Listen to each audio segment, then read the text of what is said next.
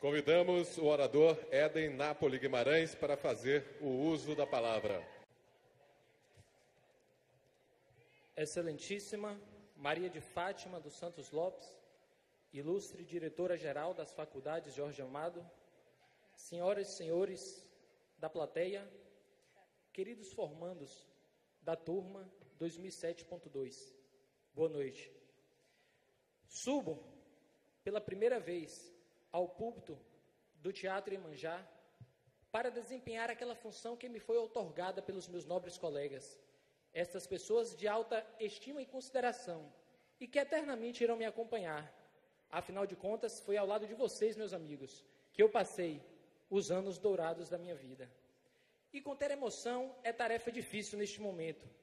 Afinal, quando eu ingressei efetivamente na turma, a mesma já estava formada. E ser escolhido para representar o grupo nessas circunstâncias é algo definitivamente indescritível.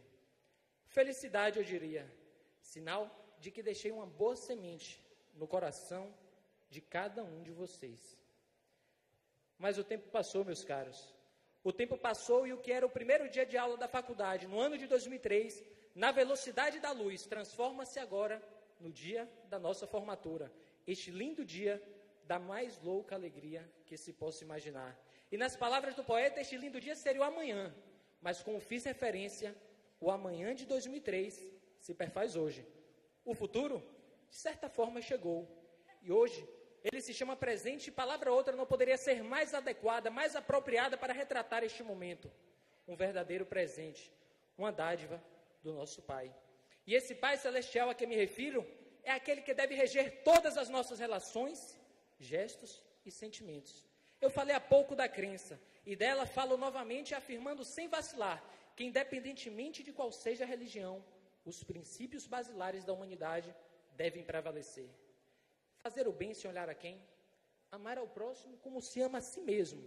São lições que, caso estejam contidas em uma religião, esta deve ser respeitada. E talvez se os povos do Oriente, sempre obcecados pelo poder, tivessem essa consciência, quem sabe, um dia a paz pudesse vencer a guerra. E o conhecimento, meus amigos, não se enganem, o conhecimento é manifestação de poder. De há muito, no século XVI, o filósofo britânico Francis Bacon já houvera afirmado isso. Hoje, por mais estranho que possa parecer, possuímos algo em comum com os feitores da guerra. Temos poder. Portanto, nos resta apenas e tão somente utilizar essa semelhança para fazer a diferença e, dessa forma, melhor conduzir a vida das pessoas que passará por nossas mãos. E aí, seja como advogado, juiz, promotor, defensor, enfim, em qualquer área em que atuemos como operadores do direito, não podemos, em nenhuma hipótese, nos afastar do ideal de justiça. A começar por ela própria. Devemos lutar por uma justiça mais digna, mais célere, mais efetiva, mais independente. Uma justiça, meus caros, capaz de vislumbrar no ser humano o vértice do ordenamento jurídico de sua nação, nas lúcidas palavras do professor Sérgio Cavalieri. Essa é a justiça que nós esperamos, e não aquela que permitiu que, mesmo passados 10 anos depois, as vítimas do Palace 2 continuassem, porque continuam morando em hotéis lá no Rio de Janeiro.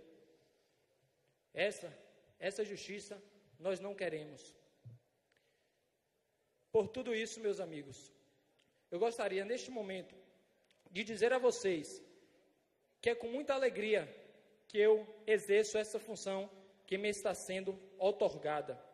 Aliás, eu gostaria de dizer que um dos maiores desafios do novo bacharel é exatamente este: lutar por um poder judiciário mais ético, combatendo a corrupção em todos os possíveis níveis de sua existência.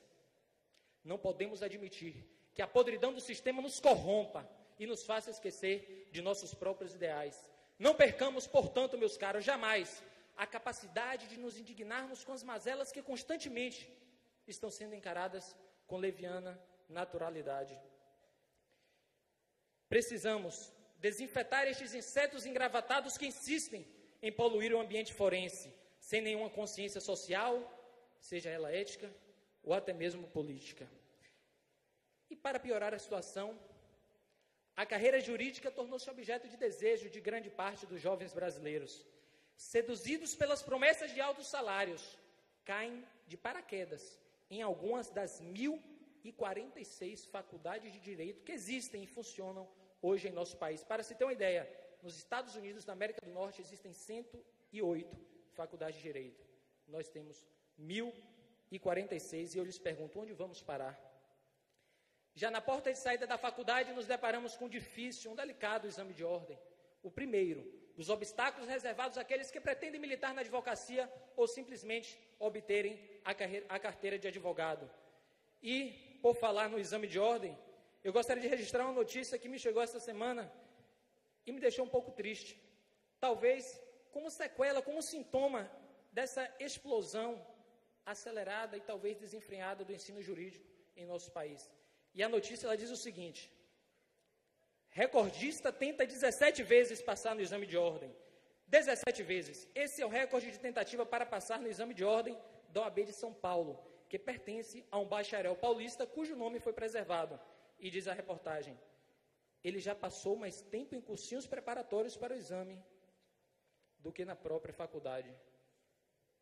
Parece engraçado, mas eu diria, meus amigos, seria risível se não fosse triste. É lamentável. E os concursos públicos? Os concursos públicos, por seu turno, tentando puxar as rédeas dessa situação desenfreada, têm se tornado cada vez mais rigorosos, embora saibamos que não servem para ferir a integridade moral de ninguém. Mas, diante de tanta complexidade, é natural que uma pergunta salte aos nossos olhos.